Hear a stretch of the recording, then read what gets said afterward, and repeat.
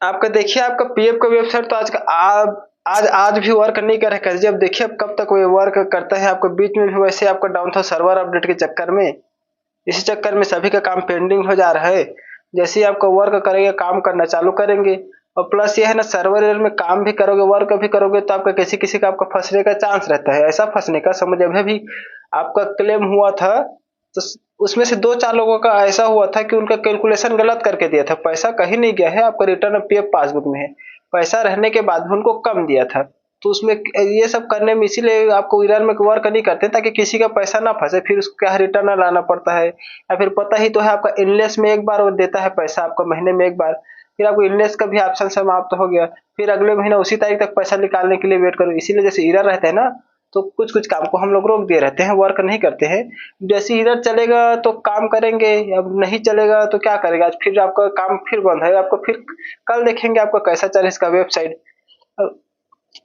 Main point तो आपका यह है कि जैसे कंपनी बंद हो रहा है ना तो जैसे कंपनी अगर रिजाइन डेट डाल दे तब आप पूरा क्लेम अभी ना कराइए, क्योंकि देखिए आपको फरवरी का पैसा ना आपको जमा होना बाकी है। मेरे हिसाब से कंपनी आपका रिजाइन डेट नहीं डालेगा। तो रिजाइन डेट नहीं डालेगा तो आपको जिस तारीख को पीएफ जमा हुआ है, समझिए पीएफ कभी 15 को जमा होता है कभी 25 को जमा होता है। तो जिस तारीख को आपका पीएफ जमा हुआ है आपको उसी तारीख का 60 दिन बाद आप मतलब 60 दिन बाद खुद से रिजाइन डेट डाल के क्लेम कर सकते हो, अगर कंपनी रिजाइन डेट अपडेट नहीं करे तो। अगर कंपनी रिजाइन डेट अपडेट कर दे तो किसी भी तारीख का फुल एंड फाइनल क्लेम कर सकते हो उसके बाद। उम्मीद तो नहीं कि कंपनी रिजाइन डेट अपडेट करेगा, लेकिन अगर अपडेट कर देगा ना तो इतना जल्दबाजी में आप फुल एंड फाइनल क्लेम ना कराए। आपको पूरा का पूरा फरवरी का पैसा जमा होने में बचा है तो 18 दिन 36 क्यों नुकसान करोगे अपना।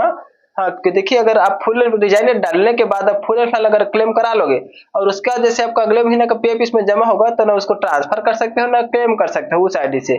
तो उसको जमा होने दो, उसके बाद ही जैसे रिजाइन डेट डालने के बाद का बात है। अगर नहीं डालेगा तो आपको 60 दिन तो वेट करना ही पड़ेगा। हाँ, प्लस उस 60 दिन में आपको दूसरा कंपनी ऐड भी नहीं होना है। पीएफ में अगर ऐड हो जाएगा तब आप उसको फिर ये वाला आईडी से आपको उसमें ट्रांसफर करना पड़ेगा।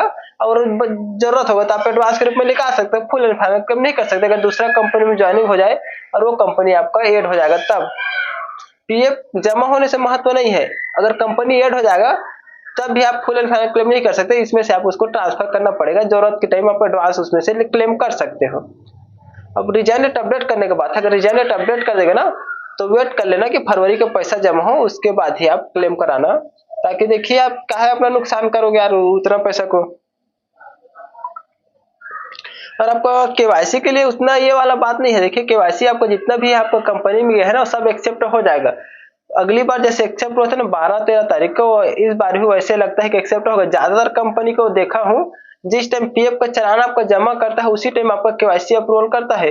और कभी कभी कंपनी आपका पीएफ चालान 5 का जमा करता है, कोई कंपनी 10 को करता है, कोई 15 को करता है। और उस टाइम तो करता है ज्यादातर उसी टाइम का आपका केवाईसी अप्रूवल करता है। अब अगली बार केवाईसी किया था उसको उसी टाइम पे अप्रूवल किया था 10-12 तारीख के आसपास। इस बार भी देखिए लगता है कि आपको 10-12 तारीख के आसपास केवाईसी आपका एक्सेप्ट हो जाएगा।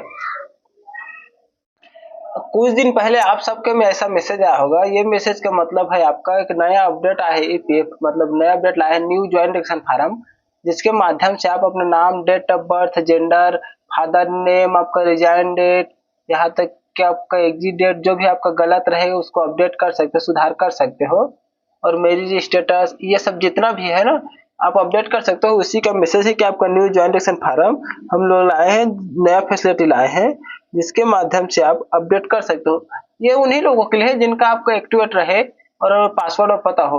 और जिसका गलत रहता है समझिए उनको तो आपको ऑफलाइन जाना ही पड़ेगा अगर एक्टिवेट पासवर्ड पता नहीं रहेगा तो इसका मैसेज का कोई महत्व नहीं, इसको फालतू में भेजा है। क्योंकि देखिए नया अपडेट लाया हो तो ढंग से काम कर नहीं रहा है। जो भी आपका न्यू ज्वाइनेशन फार्म का अपडेट लाया है आपका जितना भी ऑफलाइन प्रोसेस था ना, जितना भी ऑफलाइन प्रोसेस चाहे रिजाइन डेट रहे, फादर नेम रहे, ज्वाइनिंग डेट रहे, वो सबको पूरा का पूरा ए टू जेड इसमें ऑनलाइन कर दिया है। लेकिन वही है कोई महत्व नहीं, ऑनलाइन किए तो आपको 22 फरवरी से ऑनलाइन कर दिया है लेकिन वेबसाइट ढंग से काम ही नहीं कर रहा है, बीच बीच में काम करता है, बीच बीच में काम नहीं कर रहा है। प्लस पुराना जो सबमिट हुआ था ना उसको इसीलिए रिजेक्ट मार रहा था इसी अपडेट के चक्कर में। तो अभी आप जैसे करेक्शन रिक्वेस्ट सबमिट करोगे ना वो आपका हो जाएगा। इसमें एक एक अलग से सिस्टम और दे दिया है, आपको डॉक्यूमेंट आपको एक में जमा नहीं कर सकते, अलग अलग के केस में माइनर करेक्शन, मेजर करेक्शन के लिए ऑटोमेटिक डॉक्यूमेंट लिस्ट इसमें सेलेक्ट होगा।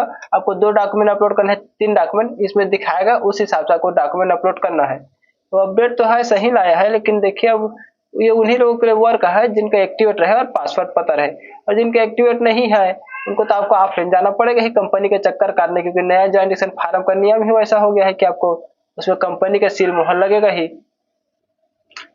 कंपनी का सील मुहर लगेगा और कंपनी का लेटर पैड में बनेगा। नया ज्वाइंट फार्म का आपको वही नियम एक गलत है। एक तो ऐसे भी कंपनी आपको सील मुहर मारने के लिए चक्कर काटो 4 बार, प्लस उनका लेटर पैड में बनेगा तो उनके लिए भी 4 बार बोलो उनको सर बना दीजिए बना दीजिए। तो आपका पहले वाला सिस्टम ठीक था कि आप फार्म बना के कहीं से भी ले जाओ, फिर लिख कर पेन में, फिर कंपनी से सील मुहर बनवा कर फिर सेंड कर दो।